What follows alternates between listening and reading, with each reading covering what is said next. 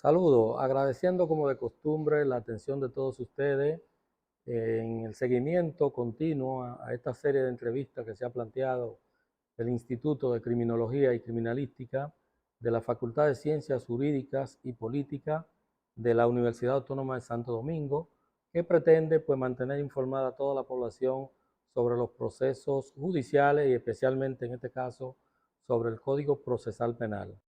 Para tratar ese tema tan interesante para todos ustedes, pues tenemos una de las personas más calificadas.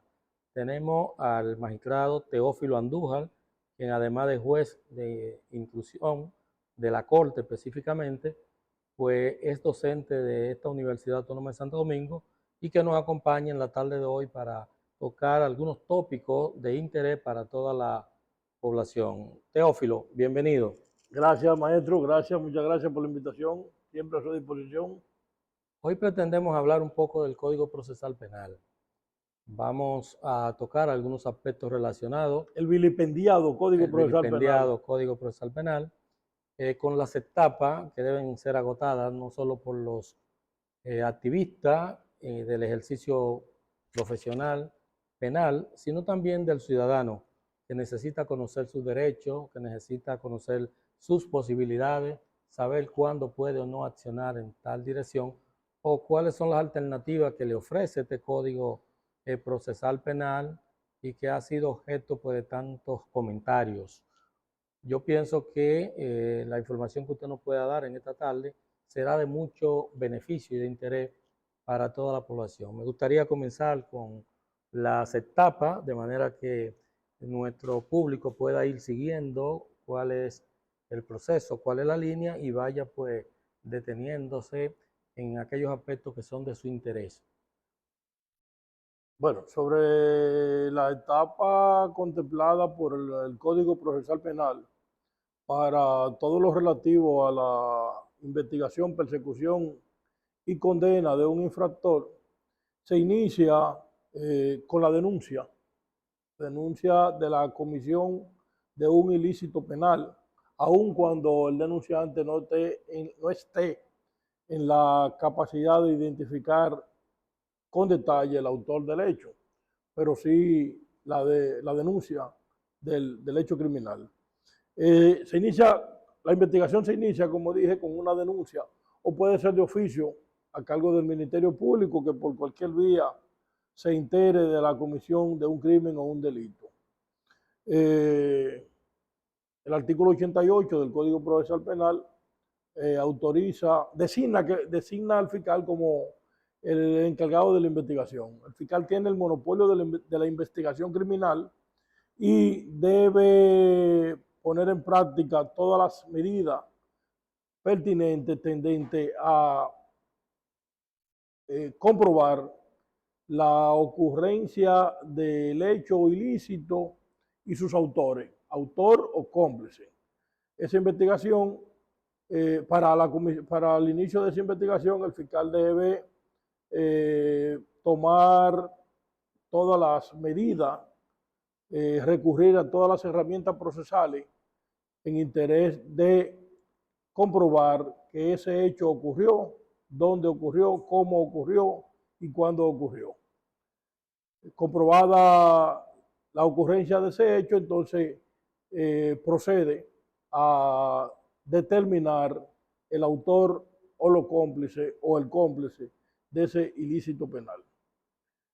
En el curso de la investigación, el fiscal puede solicitar al juez de instrucción la adopción de medida cautelar, de medida de coerción, con el propósito deliberado de asegurar la presencia del sospechoso o de los sospechosos a los actos de investigación. Asegurar que quien resulte sospechoso de la comisión de la infracción esté siempre disponible ante cualquier llamado del fiscal para continuar la investigación y practicar cualquier tipo de diligencia tendente a comprobar la existencia del hecho y determinar sus autores. Esa investigación se realiza por un periodo determinado de tiempo establecido por el código y designado por el juez de instrucción cuando impone la medida de coerción. Cuando impone la prisión preventiva, el juez está obligado a otorgar un plazo de 3 meses al fiscal para que concluya su investigación. Este plazo puede ser prorrogable en una ocasión a solicitud motivada del Ministerio Público. Si no ha intervenido medida de coerción, entonces no se inicia el cómputo del plazo para fines de la duración máxima del procedimiento que establece el artículo 148. De manera que el fiscal puede hacer una investigación con un periodo de tiempo más holgado, con más tiempo disponible para desarrollar y ejecutar toda la diligencia pertinente en la procura de la determinación de hechos y sus autores. Sí, hay un aspecto que llama mucho la atención del ciudadano y es el que tiene que ver con el plazo constitucional de las 48 horas para el sometimiento de aquellas personas que han sido imputadas a partir de una denuncia o a partir de una querella o de un caso que haya sido pues, sorprendido en flagrante delito. La Constitución les reconoce un plazo de 48 horas y que es de mucho interés para la población, que usted no puede... El plazo de las 48 horas que establece la Constitución Política de la República Dominicana desde el 6 de noviembre de 1844 no es para la investigación, es para llevar ante un juez, ante una autoridad judicial competente, a ese ciudadano privado de libertad para fines de investigación. Es dentro de ese plazo que la actuación llevada a cabo por el Ministerio Público relativo al arresto de un ciudadano debe ser sometido al control judicial, al control de un juez que va a comprobar si ese arresto se ha ejecutado, dándole fiel cumplimiento a las disposiciones del artículo 40, inciso 5 de la Constitución de la República, en lo concerniente a la intervención previa de una orden judicial de arresto debidamente escrita y motivada, firmada por la autoridad judicial competente, o si el ciudadano ha sido sorprendido y arrestado en estado de flagrancia, que el arresto lo practicó la autoridad, un Ministerio Público, un agente de la Policía Nacional, que son los funcionarios del Ministerio Público con capacidad legal para ejecutar la orden de arresto. Eso es lo que se verifica. También se verifica si el arresto se ha producido ante la necesidad o por la existencia de una investigación en razón de la violación a una ley preexistente al hecho investigado.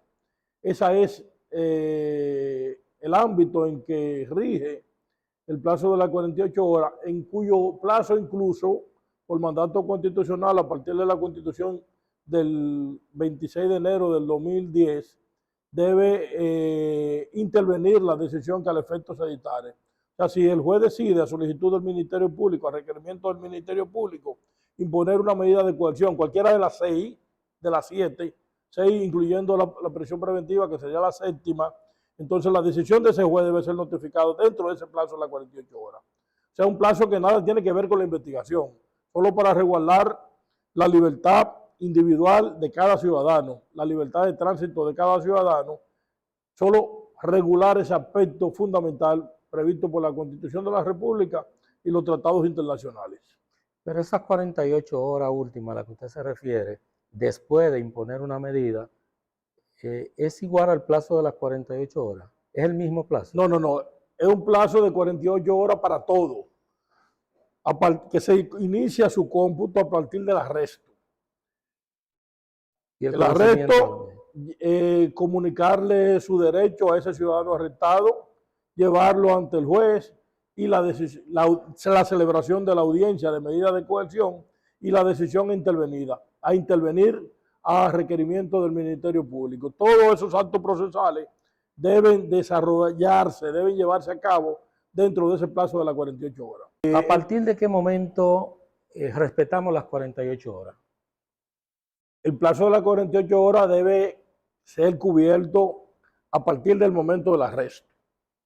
Es a partir de ese momento donde se inicia el cómputo del plazo de las 48 horas. Y debe concluir dentro de la misma 48 horas con la notificación de la decisión que adoptó el tribunal sobre la solicitud de medida de coerción. Eso significa que inmediatamente he evacuado una resolución con la decisión. No importa cuál decisión. No importa cuál sea la decisión.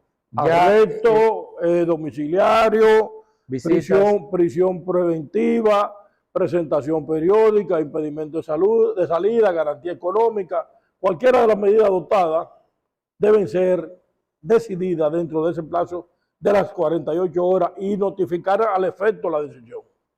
¿Qué efecto produce la solicitud de la medida por parte del Ministerio Público? El interés del Ministerio Público es sujetar al ciudadano investigado a un control a los fines de que él pueda presentarse o pueda ser llevado a requerimiento del fiscal para cualquier acto de investigación o diligencia tendente a comprobar la ocurrencia de los hechos. Una persona que ha sido detenida y pasan 24 horas en un proceso de investigación por parte de la Policía Nacional, quien deberá pues informar al Ministerio Público que tiene una persona detenida y que tiene algunos elementos, algunos indicios a mano, y debe entregar en ese primer plazo de 24 horas la investigación, comunicarla al Ministerio Público. El Ministerio Público dispondría entonces de unas 24 horas para hacer el sometimiento formal y cumplir con el plazo constitucional de las 48. Es que la policía no tiene plazo de investigación. El plazo lo tiene el fiscal para llevar al ciudadano privado de libertad ante el juez y que el juez decida dentro de ese mismo plazo. Porque el monopolio de la investigación criminal la tiene el Ministerio Público. La policía es un auxiliar del Ministerio Público y solo actúa a requerimiento del Ministerio Público para privar a un ciudadano de su libertad, salvo el hecho de que ese ciudadano haya sido sorprendido en un delito flagrante. En ese caso no se requiere la orden del juez para su arresto, como tampoco se requiere la orden si hay constancia o notificación de que ese ciudadano se ha escapado de algún centro carcelario. De un centro carcelario. Fíjate, la disyuntiva que le preocupa a toda la ciudadanía es que la persona que tiene el primer contacto con el hecho y con el posible imputado es el policía, y que el policía goza de ciertos privilegios al privar de libertad a un ciudadano y puede tenerlo detenido inclusive por más de 24 horas hasta informarle al Ministerio Público. Pero ¿a quién responsabilizar de esas 24 horas, esas primeras 24 horas o segundas 24 horas, si, como bien usted señala, es el Ministerio Público quien pone a correr ese plazo de las 48 horas? No, el plazo inicia, como decía antes, con el arresto del ciudadano. Ahí inicia el plazo para que el juez verifique la legalidad de ese arresto con ese plazo.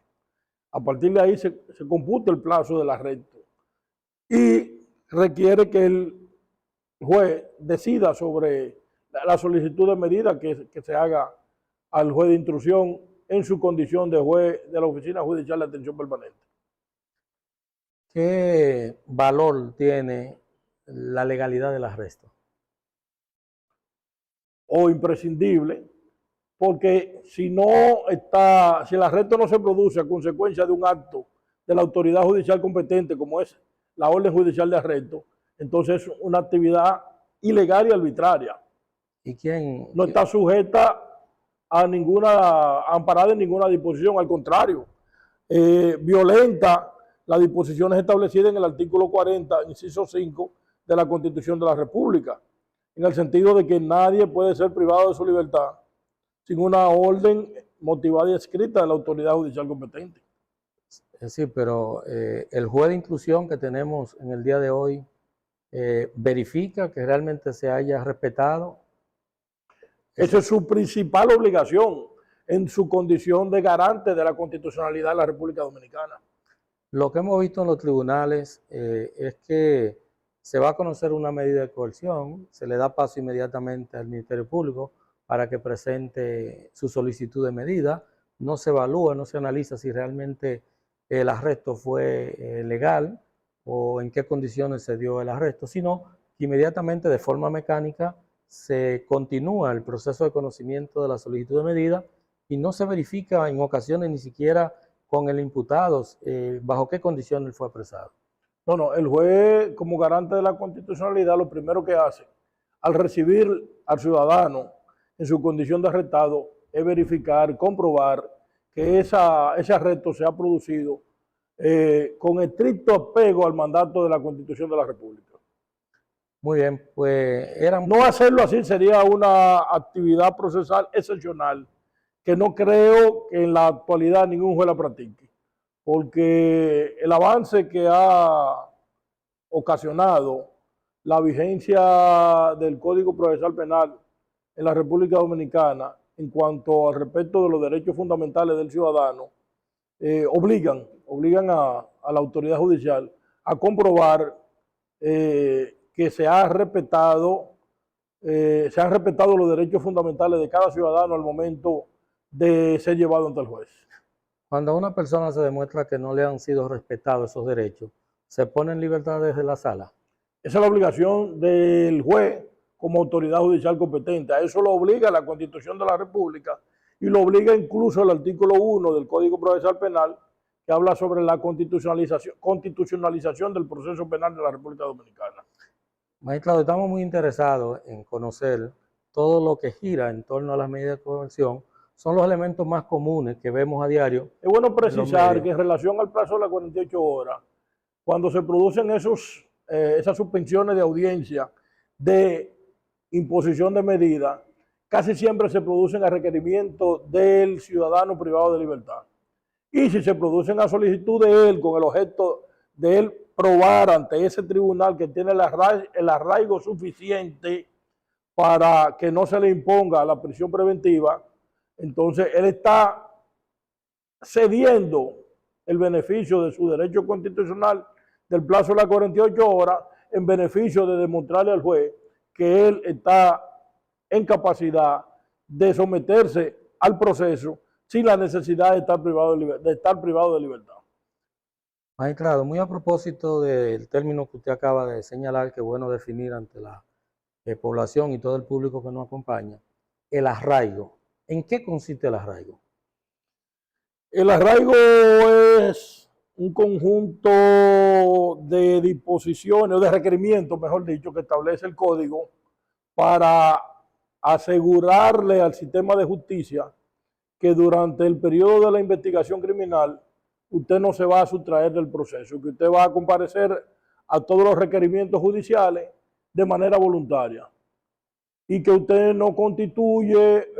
constituye una garantía de que no se va a desaparecer ni usted va a auspiciar la destrucción de pruebas o que pueda repetir el delito. Ese es el arraigo. O sea, un vínculo primario con el país, con su familia, con la justicia dominicana, que da garantía a la administración de justicia de que usted tiene razones suficientes para mantenerse en el país durante se produzca la investigación y concluya el proceso judicial. Me parece que el artículo 229 del Código habla de un conjunto de razones que harían que la persona pues no se sustraiga del proceso, pero siempre me ha llamado la atención que muchas de ellas están relacionadas con cierta seguridad social y condición social del ciudadano, como por ejemplo que sea una persona casada, que tenga hijos, que tenga negocio, que tenga una profesión, que tenga ciertos bienes. Y me llama un poco la atención que una persona que tenga poder económico, pues si sencillamente decide evadir a la justicia, puede hacerlo con más facilidad que una persona de escasos recursos o de una procedencia económica muy baja. Sin embargo, estas personas que tienen, por ejemplo, mucho poder, como los casos connotados que hemos estado escuchando en los últimos tiempos, que gente que tiene, por ejemplo, me atrevo a citar el caso de Gonzalo, que tiene hasta una aerolínea, es una persona que con cierta facilidad pudiera pues salir del país y salir con todas las condiciones, lo que significa que teniendo arraigo no sería quizá lo más prudente pues otorgarle una visita periódica o cualquiera de las demás medidas menos gravosa, sino que lo que debería a ese tipo de personas, independientemente de su arraigo, es darle privación de libertad. Lamentablemente, el concepto de arraigo hace suponer, y realmente es así, solo lo pueden satisfacer, solo pueden demostrar fehacientemente la clase media o pudiente en términos económicos, en razón de los conceptos que se manejan. Un vínculo familiar. Bueno, el vínculo familiar más fácil de probar es el matrimonio, la familia. La persona de escasos recursos económicos difícilmente vivan bajo el amparo de un régimen legal de matrimonio. En ocasiones ni siquiera tienen la oportunidad, porque el Estado se la niega, de darle un nombre a sus hijos. O sea, no tienen forma de demostrar que tienen familia porque no están legalmente casados. En ocasiones pueden hacer una declaración jurada de unión libre. Sin embargo, tienen una descendencia y no pueden probar su existencia en razón de que no tienen acceso a un reconocimiento legal ante los oficiales del Estado civil. En relación a los bienes económicos, sigue entonces favoreciendo a la persona mejor posicionada en términos económicos. Pero esos bienes, esa ostentación de riqueza, se convierte en un arraigo de manera lógica, porque alguien puede tener la posibilidad de sustraerse o de salir del país porque tenga transporte internacional o tenga facilidades. Sin embargo, no es fácil salir del país y abandonar la riqueza que ha logrado generar a través del sacrificio de mucho tiempo. Entonces, eso es el arraigo que impide que la persona abandone lo que tiene para comenzar de cero en otro país, y además corriendo el riesgo de que a través del procedimiento de la extradición pueda ser obligado a retornar al país ya con una presunción de fuga.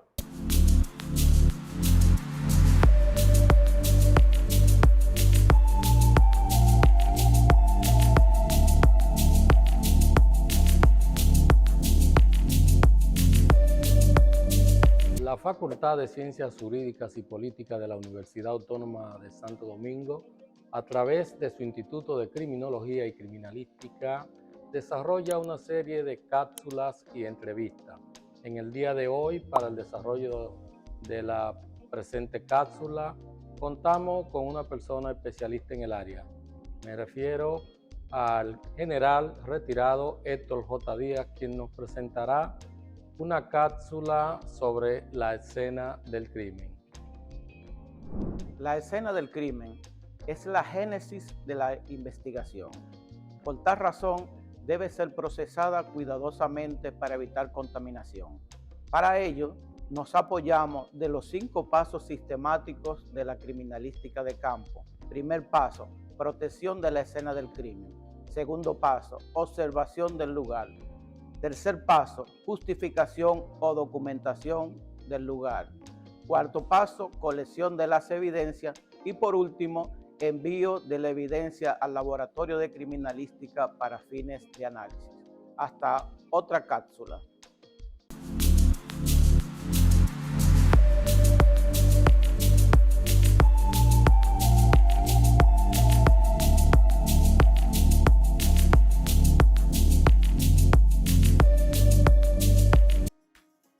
Saludos, amables televidentes. Como parte de lo que ha sido el proceso de difusión y orientación a la población dominicana de estos temas vinculados a la criminología y la criminalística, en el día de hoy vamos de manera puntual, de manera especial si se quiere, a tocar un tema también de interés para todos ustedes. Recuerden que esta sesión está siendo desarrollada a través de la Facultad de Ciencias Jurídicas y Políticas por intermedio del Instituto de Criminología.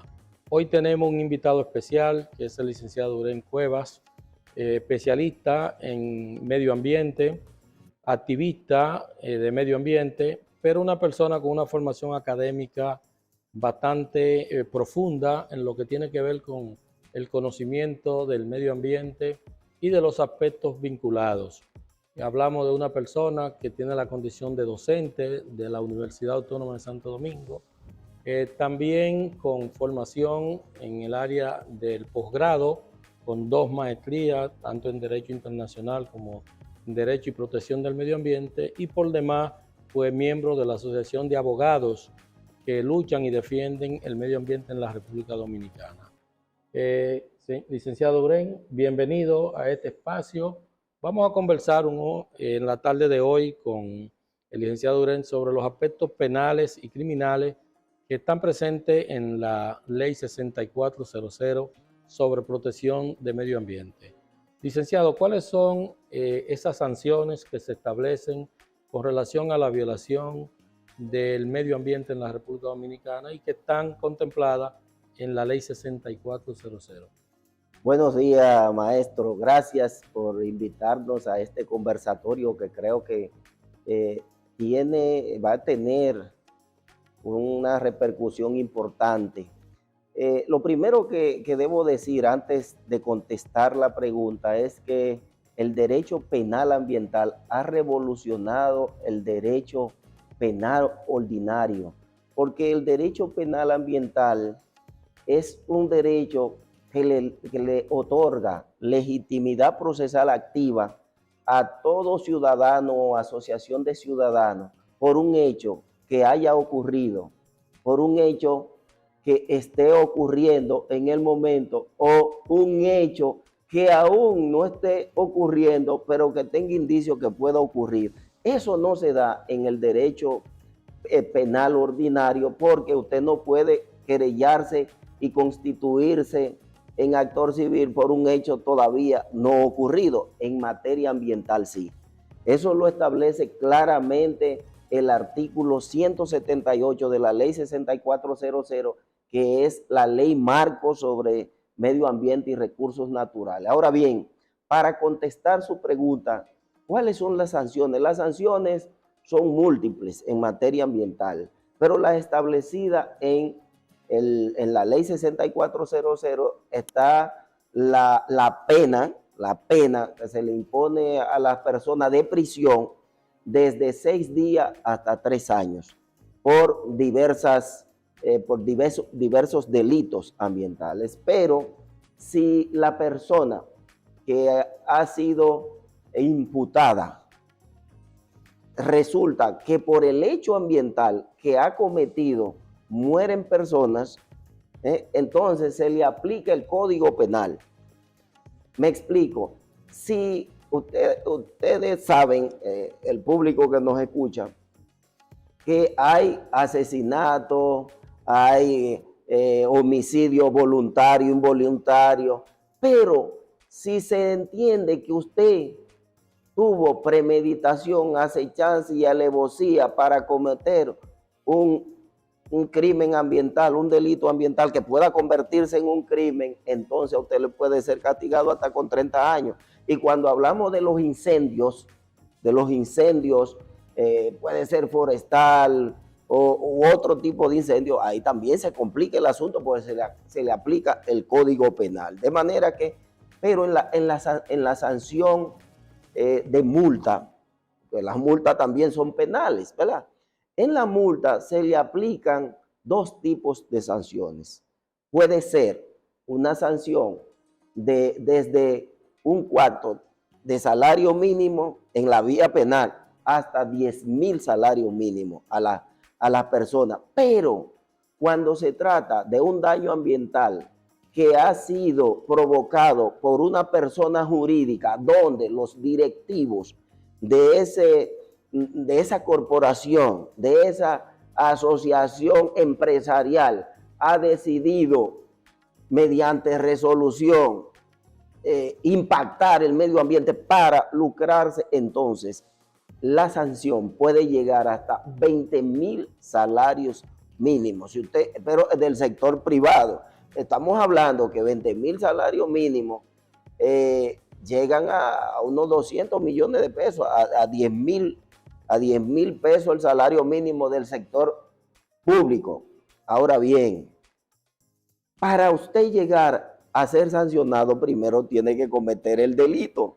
Ahí voy entonces.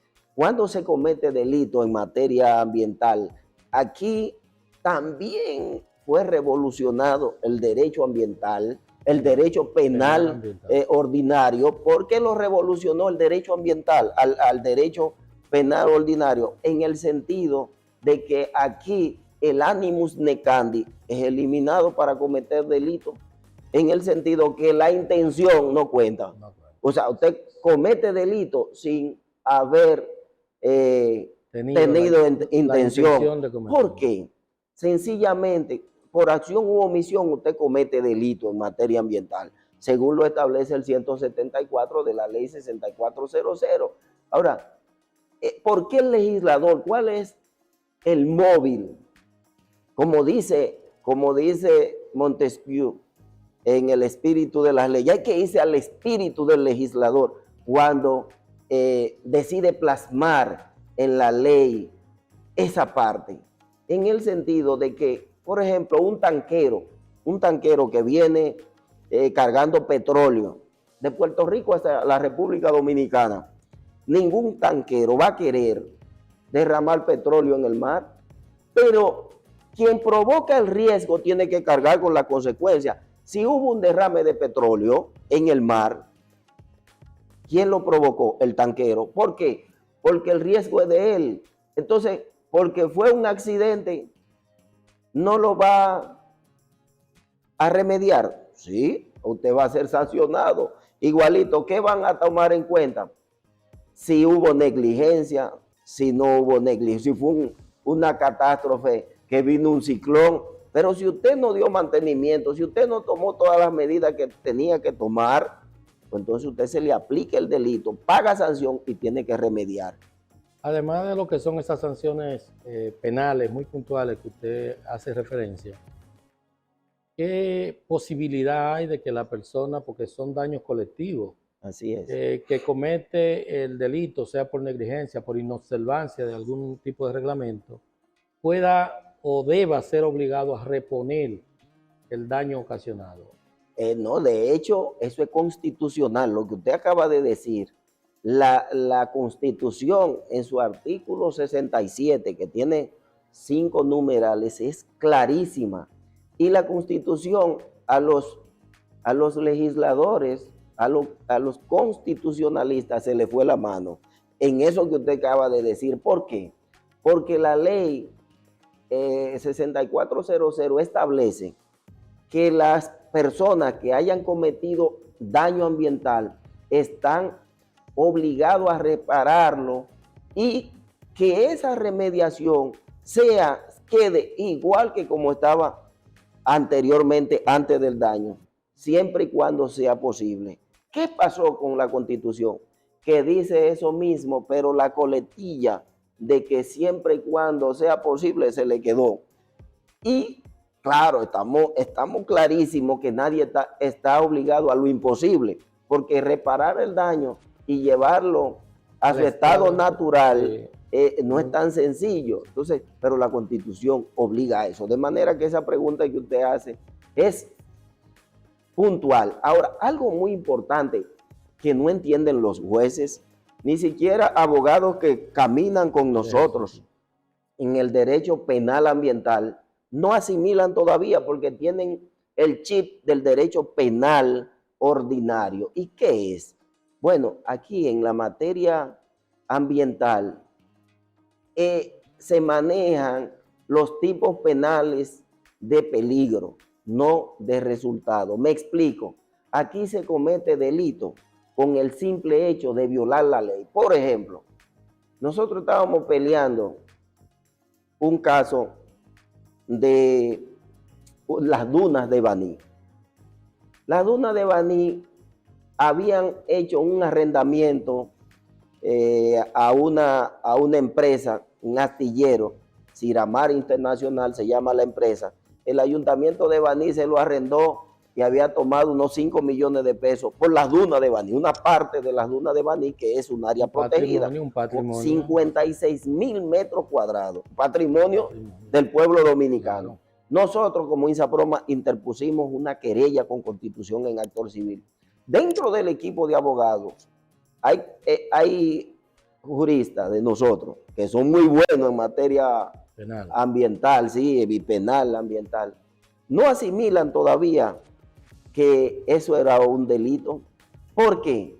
Porque aunque el síndico Landestoy, que ya falleció, decía, nosotros no hemos tocado una hoja, no porque no se han comenzado los trabajos, pero ya tú violaste la ley, claro, porque las áreas protegidas son intransferibles, imprescriptibles, inembargables. Usted no se la puede dar a un tercero y se la habían dado con derecho a compra. Y es un principio de ejecución también. Un principio de ejecución.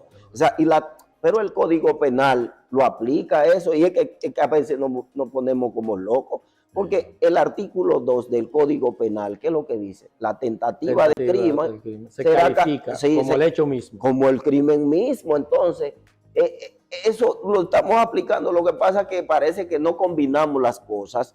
En materia ambiental es así. Si hay alguien que ha arrojado veneno al río, al mar, esa persona, aunque no aparezca un solo pececito muerto, ya cometió delito, porque el verbo rector del tipo penal es arrojar. Correcto. Es arrojar veneno, no es que mueran peces. ¿Por qué? Porque no es un tipo penal de resultado, no es un delito de resultado, es un delito de peligro. Porque no se puede contabilizar. Exactamente. ¿Cuál sería el resultado? Exactamente, no se puede contabilizar, pero además es como usted tirar un tiro al aire. Correcto. O sea, usted pone en peligro vida, y por haber puesto en peligro vida, ya usted ha cometido un delito porque violó la ley. Así se maneja la ley 6400 en la parte penal. Ahora bien, hay aspectos fundamentales que yo no quiero dejar de tocar. Por ejemplo, hay una ley especial que tiene una pena mayor que la ley 6400, y es la ley de pesca y acuicultura. La ley de pesca protege los manglares, protege las praderas de hierba marina y un sinnúmero de especies, que castiga a aquellos que cometan daño hasta con 10 años de prisión, de 2 a 10 años de prisión. Aquí pasamos a un nuevo nivel, porque el Código Penal en su artículo 1 clasifica contravenciones, de acuerdo a la gravedad. De acuerdo a la gravedad. Clasifica la infracción. Se clasifica la infracción entre crímenes, delitos y contravenciones. Entonces, ¿qué pasa? Aquí esto es un crimen. ¿Por qué? Porque pasa a 10 años la pena. Sí, claro. A 10 años. Entonces, es importante que tomemos en cuenta eso. Cuando se te instala un sistema de barcazas en una área protegida o en su zona de amortiguamiento, están cometiendo delitos, claro, porque han puesto... Claro. Está siendo afectada. Claro, y además pone en peligro todo eso. ¿Por qué? Porque el combustible que se usa ahí y el trasiego de combustible pone en riesgo toda la fauna, pero además el agua que se toma a temperatura del mar, tú la devuelves calientísima. ¿Por qué? Porque tú vas a enfriar esas calderas de producción de energía con el agua del mar y la vas a arrojar. Tú no tienes un tanque de enfriamiento de esa agua antes de arrojarla. No te la vuelve a arrojar al mar. Exactamente, pero algo importante para irnos a algo concreto que ocurrió en estos días. Nosotros como INSAPROMA le estábamos dando asistencia a un grupo de comunitarios de Espaillat, Moca. Eso son granjas de cerdo que hay ahí, de esta gente que son dueños de Rica, Leche Rica, de los Brache, ¿ya? Luis Manuel Brache. Tiene alrededor de 6,000 cerdas madres y una cantidad impresionante. Imagínate 6,000 cerdas de corte industrial pariendo cerditos sin planta de tratamiento, depositando toda esa materia fecal en el río. Un Óyeme, daño de magnitudes no, pero enormes. pero eso es el día entero. Entonces, ¿qué pasó? Que nos querellamos, nos constituimos en actor civil. El Ministerio Público estaba pidiendo como medida de coerción real 5 millones de pesos. Nosotros como ISAPROMA intervinimos y le dijimos al juez que eso es una burla, eso es una burla al pueblo dominicano. Claro. Yo tenía como 3 días que había llegado de Ecuador, en una reunión que tuve allá, y saqué una botella de agua. Y le dije, magistrado, esta botella de agua, yo la compré en el avión porque creía que iban a dar agua, ni siquiera agua están dando en esa línea que vine. Y cuando me pidieron la tarjeta, me cobraron $3 por esa botellita de agua. Este hombre, con esta empresa, está contaminando un río completo, uno de los ríos más bellos que tiene Moca. De mayor caudal. Y de mayor caudal. Entonces, ¿qué nosotros pedimos? Porque en todas las instancias que nosotros elevamos, ponemos el derecho comparado. Nosotros buscamos una sentencia que condenó a la Chevron en Ecuador a 9.000 millones de dólares. Pero esos 9.000 millones de dólares, si no le pedía a Chevron, perdón, a propósito de, al pueblo ecuatoriano, se convertiría en el doble, en 18.000 millones. Al no pedir perdón, 18.000 millones. Después le tumbaron los 9.000 millones y quedó en 9.000 millones, 8.000 y pico, casi 9.000 millones de dólares por una sanción por daño ambiental. Correcto. Pero además es que los daños ambientales son grandísimos. Entonces, ¿qué nosotros hicimos? Pedimos que se le ponga una medida de coerción real para embargarle los bienes a través de las cuentas bancarias, pero además embargarle las propiedades inmobiliarias por 100 millones de pesos, ¿verdad? Y 100 millones de pesos en menos de 2 millones de dólares, claro. Que es una miseria también para el daño que están causando, y el juez le puso 100 millones de pesos de medida de coerción real. Ahora, ¿cuál es la situación de la República Dominicana? La situación de la República Dominicana, no solo en materia ambiental, sino en todas las materias, pero en materia ambiental es una carrera loca, porque quieren apoderarse de las áreas protegidas y no tenemos autoridades en materia ambiental. Se apoderan de los ríos sacando arena cuando está prohibido por la ley 123. El dragado de los ríos, claro, desde playas. Claro, desde el año. Misericordia. Claro, pero es una cosa loca. Desde el 1971, con la ley 123, está prohibido extraer arena de los ríos. Y de ahí para acá es que han arreciado y no hay nadie que diga nada con eso. Se han comido el río Yuna, el segundo río más caudaloso, más importante del país, de la República Dominicana. Entonces, este encuentro que el Instituto de Criminología, con su directora a la cabeza, hace, pues yo me siento muy bien y me siento orgulloso de pertenecer a la Universidad Autónoma de Santo Domingo y al instituto, porque estos conversatorios son importantes para educar a la gente sobre sus derechos fundamentales. En esta materia, a partir del año 2000, se le entrega un título de propiedad del aire, del agua, del suelo, de la biodiversidad a cada ciudadano. Y ese título de propiedad es que le permite a cada ciudadano ser parte integral en un proceso penal, en un proceso civil, en un proceso administrativo, porque antes del año 2000, que es cuando nace la ley 6400, los ciudadanos dominicanos no tenían derecho, porque no tenían legitimidad procesal activa, porque esa acción solo estaba reservada para el fiscal que era representante de la sociedad y de los ciudadanos. Licenciado, una pequeña acotación. En el año 1700, 700 y pico, no preciso la fecha, J.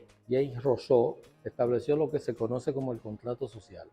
¿Considera usted que este contrato social es parecido o la ley 6400 es un instrumento parecido al contrato social con relación a la garantía a la que usted se refiere de los derechos ciudadanos? Es un instrumento que permite que la gente pueda conocer sus derechos reales sobre el medio ambiente y todo lo que nos rodea. Esta información, licenciado, por lo que usted de forma magistral ha expresado, tiene un contenido tan profundo y tan amplio, y lo que más me apena en este momento es que estoy consciente que la población dominicana desconoce en más de un 90% la ley 6400. ¿Qué entiende usted que ha significado ese tránsito desde el año 2000 hasta el año 2023? ¿Hemos podido avanzar un poco con este instrumento? Sí, mira, lo primero es que es un tema obligado de todos mis estudiantes, no importa que sean de contabilidad, que sean de turismo, es un tema obligado. El Leviatán con Thomas Hobbes, el contrato social de Juan Jacobo Rousseau, Jean-Jacques Rousseau, y un poquito, porque es muy amplio, no se lo puedo dar a todo el mundo, el espíritu de las leyes, para esa triada, para explicarle qué es el Estado. ¿Qué es el Estado y qué es la sociedad? Ese contrato social de Juan Jacobo Rousseau, que es una de las joyas que debe saber todo el que pasa. Todo profesional. Todo el que pasa por una universidad, que yo me voy más lejos. Yo creo que deben darlo, el contrato social, desde la primera.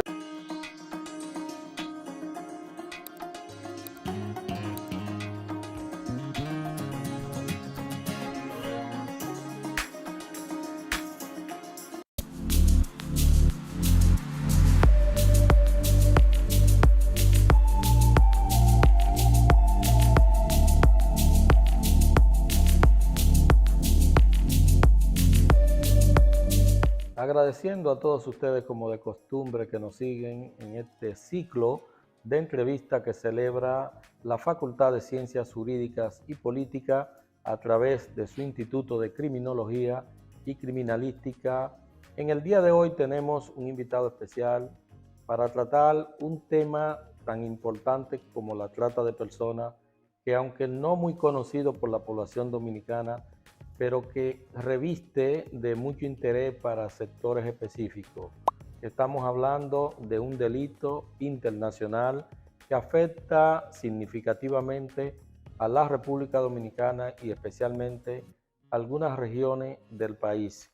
Y para tratar un tema tan importante, hemos traído a un especialista, a una persona muy conocedora del tema. Nos referimos a la doctora Gladys Piñeiro, quien nos tratará el tema de la trata de personas. Bienvenida, doctora Gladys Piñeiro. Muchas gracias, Román. Gracias por invitarme a esta entrevista. Y realmente la trata de personas en República Dominicana, si bien no se conoce con ese nombre de trata como tal, la mayoría de los dominicanos y dominicanas hemos estado en contacto con alguna realidad de la trata de personas. Por eso es importante que sepamos que República Dominicana ocupa el tercer país del mundo con mayor cantidad de personas tratadas fuera de sus fronteras. ¿Pero en qué consiste la trata de personas para el público que nos sigue? ¿Cómo se manifiesta esto y cuáles son las víctimas de este flagelo? La trata de personas se manifiesta en esa persona que en la comunidad capta a sus posibles víctimas. Cuando digo captar, es que le vende, como dirían los jóvenes de ahora, le vende sueño. Nosotros podemos conseguirte un trabajo para llevarte puede ser a Puerto Plata, a Bávaro, y ahí tú te vas a ganar $3,000. o te vamos a llevar fuera del país y allá tú vas a tener todo seguro, te vamos a preparar los papeles o te vamos a ayudar. Si no tienes todo el dinero, te vamos a ayudar para darte el dinero y cuando llegues allá tú no vas a estar desamparada porque nosotros vamos a ir contigo y te vamos a llevar a un lugar que tú vas a tener domicilio seguro, residencia seguro y trabajo seguro. Fíjense, cuando estén frente a una oferta tan, pero tan maravillosa, es porque usted lo están vendiendo y estamos frente a la trata de personas. En ese sentido, posiblemente a usted lo estén vendiendo como una mercancía, porque la trata de personas precisamente trata de eso, de que la persona se vende como si fuera un objeto de mercado, de comercio. Bueno, pero hasta ahí parece como muy bonito, como muy bueno, porque le garantiza a la persona que usted describe como víctima que va a tener un futuro promisorio. Pero ¿cuál es el delito? ¿Cuál es la consecuencia? ¿Cuál es la parte negativa de lo que usted describe como trata de personas?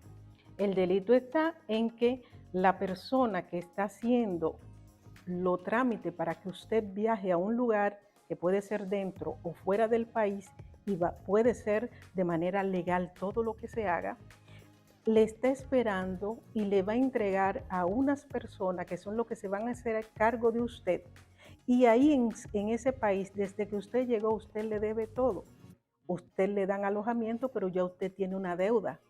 Desde el transporte, el contrato, todo eso, los trámites que se han hecho para que usted llegue a ese lugar, usted lo debe. Pero esa deuda se comienza a pagar porque usted va a hacer un trabajo. ¿Qué trabajo usted va a hacer? Posiblemente, si es mujer, explotación sexual. Usted va a trabajar como prostituta. De que va, el contrato puede ser para que usted vaya de bailarina o atender un restaurante. Pues sucede que no, el restaurante posiblemente es la fachada y detrás es un burdel donde a usted la van a explotar. ¿Qué significa explotar? Que si bien es cierto, porque algunas dicen, bueno, está bien, ya estoy aquí y tengo que prostituirme, pues lo hago y que me paguen. Pues sucede que no es solamente prostituirse. Usted va a tener una cantidad de hombres que tendrá que atender en un día y no depende de usted. Independientemente de que es una cantidad exagerada, como usted humanamente no va a poder, posiblemente tendrá que consumir droga o alcohol para poder aguantar la jornada que le tienen preparada como explotación sexual con respecto a la trata. ¿Podemos definir a la persona que seduce o conquista a las mujeres como un proxeneta?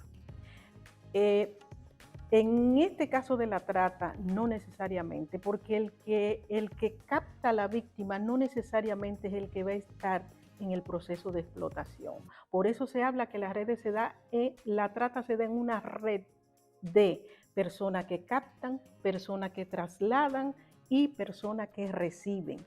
El que recibe puede ser que sea parte de esa red. Entonces, fíjate, no es porque el que capta es parte de la red y se puede decir que es proxeneta, pero es parte de, o sea, solo tiene una parte en el proceso. Es toda una cadena de personas es una que cadena de personas que van a participar. La seducción y engaño, estafa, traslado y recibir. El que recibe no es que te voy a recibir y tú puedes salir.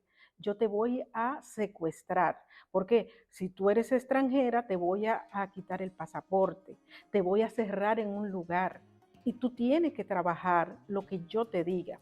Y si no lo hace, ya yo tengo toda la información de tu familia. Si tienes hijos, que regularmente es así, o los padres, ya el que se queda en el país de origen de donde tú saliste, está encargado de que si tú no trabajas, esa persona pueden atentar contra ellos. Por eso se dice que hay engaño. Tú estás allá, pero si tú no trabajas, tus familiares que están en tu país de origen pueden sufrir un accidente o pueden ser liquidados. Bueno, pues muy interesantes las informaciones de la doctora Gladys Piñeiro. Después de este corte, pues continuamos con los tipos de delitos que se verifican alrededor de la trata de personas.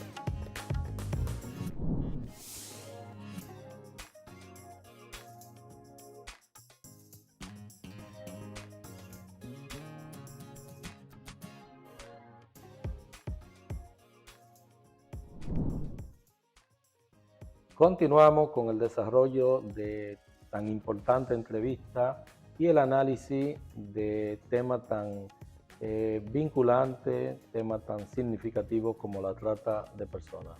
Doctora Gladys Piñeiro, me gustaría que usted pues, nos diga de manera puntual cuáles son los sectores más vulnerables, además de las mujeres, lógicamente, como usted ha señalado, porque estamos hablando de explotación sexual. Y en estos momentos la explotación sexual no solo vincula a las mujeres, sino que hay otro tipo de personas que también pueden ser víctimas de esto. ¿Y cuáles serían los tipos de delitos pues, que se reflejan en este proceso de trata de personas en la República Dominicana? Las personas más vulnerables, las víctimas, regularmente son las mujeres, niños y niñas.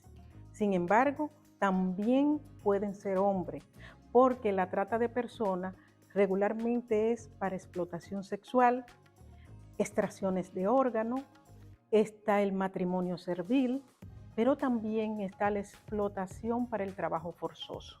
Ahí entran los hombres, en menor nivel, pero entran. Ahora, ¿cuáles de esas víctimas son las que más tiene República Dominicana? Las mujeres. República Dominicana está dentro del tercer país con mayor cantidad de mujeres explotadas sexualmente a través de la trata de personas fuera de su frontera. Realmente es un problema muy grave y que República Dominicana es a partir del 2003 con la ley 137-03 que sanciona lo que es la trata de personas. ¿Cuáles son los países más comunes a los que se llevan estas personas a ser explotadas? República Dominicana en los años 80 fue donde más explotó toda la ruta de las islas, las Antillas Menores. Si ustedes se acuerdan, muchas mujeres viajaban a Guadalupe, Martinica y esas islas holandesas que a partir de esa ruta permitió que las mujeres pudieran llegar hasta Europa, Holanda, Curazao. Suiza, sí, en las Antillas, Guadalupe, Martinica, Curazao.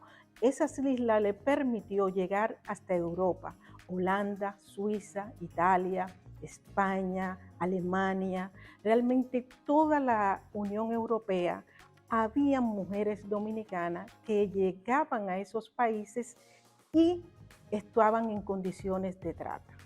Lo curioso es que muchas de esas mujeres se fueron en condiciones legales, porque muchas veces van a pensar que porque es un delito se tiene que llegar al lugar de manera irregular. No, llegaban con contrato de bailarina, contrato de un sinnúmero de funciones y oficios. Y de trabajo, de servicios, que para nosotros era algo que iba a un restaurante o iba a una discoteca como bailarina. Sin embargo, en esos países estaba regularizada la prostitución y eran contratos que en el fondo se hacían inclusive en idioma extranjero, donde las mujeres firmaban sin darse cuenta que estaban firmando. Estaban comprometiendo su libertad. Sí. Entonces, cuando esas mujeres llegaban a esos países y veían la realidad que tenían y que llegan, porque todavía hasta el momento de ahora hemos visto Francia, que ahora surge una nueva red de tratantes que se ha descubierto en estos últimos meses, junio, julio, que entra Francia. Antes estaba quizá uno de los países que menos se hablaba era Francia. En este momento Doctora, pero estamos hablando de la esclavitud. Es una forma de esclavitud en tiempos modernos. Sí. A que están siendo sometidas estas personas. Así se le llama, de tal suerte que cuando no quieres trabajar, se te secuestran los documentos, se te encierra bajo llave Por ejemplo, dentro de las redes de tratantes en el sur, en Chile, parte de las redes cuando se desmantelaron, había mujeres dominicanas cerradas bajo llave, encadenadas. Entonces, estamos hablando de eso. Cuando hablamos inclusive hasta de cadena, es que nos remontan a los tiempos de la esclavitud. Es como estar viéndolo y que te tengan secuestrada bajo llave y tú tengas que ejercer la prostitución de una manera tan exagerada, porque posiblemente muchas le van a decir, bueno, tú tienes un hijo en Santo Domingo, si tú no te prostituyes, si tú no aceptas a los clientes que vienen aquí, pues sencillamente tu hijo en República Dominicana, nosotros nos vamos a encargar de ello. Y esos son mensajes que obligatoriamente la mujer tiene que hacerlo. Pero aún aceptando, bajo presión, es tanto el trabajo que tienen que drogarla o tienen que consumir mucho alcohol. O sea que pueden terminar drogadicción, alcoholismo, pero también con problemas vaginales por el uso excesivo, que ningún ser humano va a poder sobrevivir bajo unas condiciones así. Señoras y señores, importantes declaraciones las que nos ha dado la doctora Gladys Piñeiro en estos momentos. Finalmente veo que hay un compromiso muy grande del Estado Dominicano de proteger a sus ciudadanos y de evitar que puedan ser víctimas de este tipo de flagelos, de este tipo de delitos. A ustedes, pues, pedirles que nos sigan en este círculo de entrevistas, en esta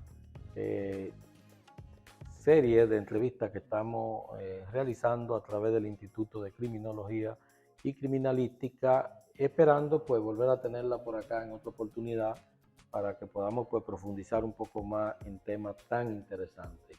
Gracias por su participación y nos vemos en una próxima presentación del Instituto de Criminología y esta serie de entrevistas que son de tanto interés para todos ustedes. Hasta la próxima.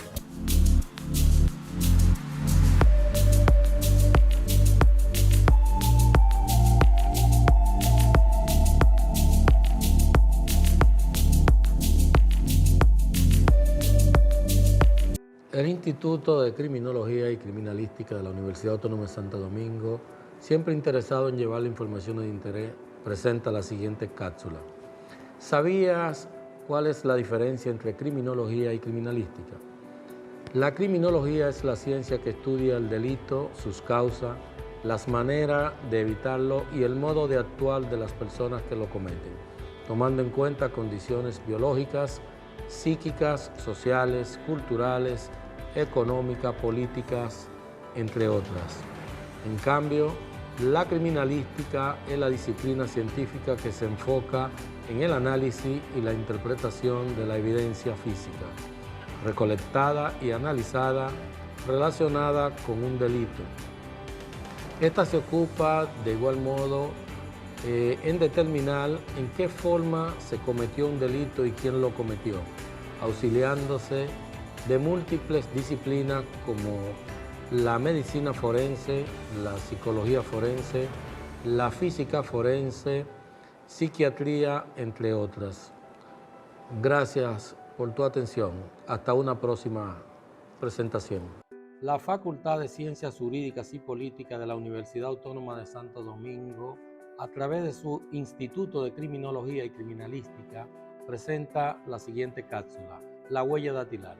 Ha sido definida como la impresión visible o moldeada que produce el contacto de las crestas papilares de un dedo de la mano sobre una superficie.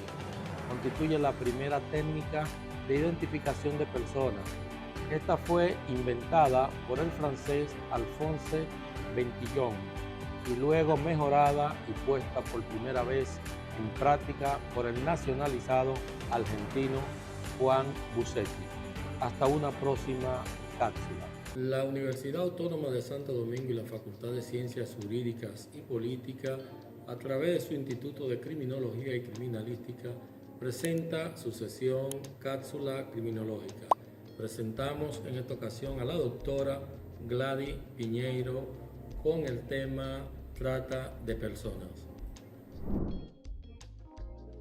La migración es el desplazamiento de una persona o grupo de personas desde su lugar de origen hasta un lugar de destino. Para alcanzar ese lugar de destino puede pasar por otros lugares llamado tránsito. Hasta una próxima cápsula. El Instituto de Criminología y Criminalística de la Facultad de Ciencias Jurídicas y Políticas, como parte de su programa de difusión y orientación, presenta la siguiente cápsula. ¿Sabías cuál es la diferencia entre una herida de entrada de proyectil y la de salida? La herida de entrada de proyectil es de forma oblicua, redonda o de canal según el tipo de proyectil. En cambio, la producida por la salida del proyectil generalmente es más grande que la de entrada y de forma irregular. Hasta una siguiente cápsula. La Universidad Autónoma de Santo Domingo y la Facultad de Ciencias Jurídicas y Políticas, a través de su sesión cápsula criminológica, presenta al licenciado en Química Ricardo Abreu con una cápsula sobre huellas dactilares. El carbón activado es una sustancia que tiene múltiples aplicaciones. Una de las más importantes es el uso en criminalística para la detección de huellas dactilares, dada la gran capacidad de absorción que tienen las moléculas del carbón para absorber las grasas emitidas por las huellas dactilares, y esto revela una gran importancia en el momento de la determinación de las huellas de cada persona. El Instituto de Criminología y Criminalística, como parte de su programa de difusión y orientación, presenta la siguiente cápsula. La balística forense se clasifica en 3 tipos: balística interna, balística externa y balística de efectos. La balística interna, conocida también como balística interior, estudia todo lo que sucede en el mecanismo del disparo dentro del arma hasta que el proyectil abandona la boca del cañón. Sin embargo, la balística externa es entendida como el estudio de la trayectoria del proyectil desde el momento en que abandona la boca del cañón hasta su arribo al blanco y de los fenómenos que lo afectan, tomando en cuenta las particularidades de cada caso. La balística de efecto, por su parte, como su nombre lo indica, estudia los efectos que produce un proyectil o proyectiles en el objetivo. Hasta una próxima cápsula.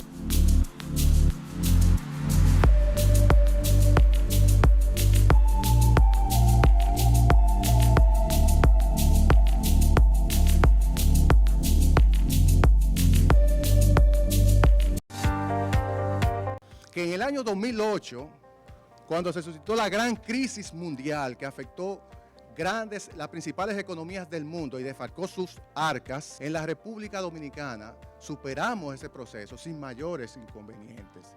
Una situación que se está dando, me refiero al sector de las criptomonedas. Recientemente, un importante exchange ha defraudado a cientos de miles de usuarios. Esa situación, si no se corrige en ese sector, se va a venir repitiendo. Entonces, si no hay regulación, reglas claras y un debido compliance, un debido cumplimiento, se va a seguir presentando esas situaciones.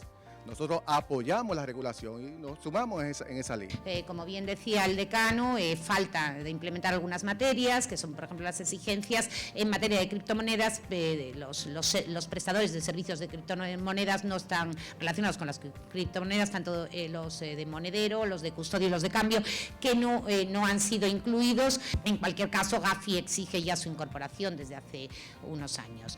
Claro, esto es trasladar la forma de estructurar las empresas del mundo anglosajón al el resto del mundo. Es decir, se trata, sintéticamente, de un mecanismo de gerenciamiento de riesgos empresariales. Universidad Autónoma de Santo Domingo. Primera cátedra de libertad en América.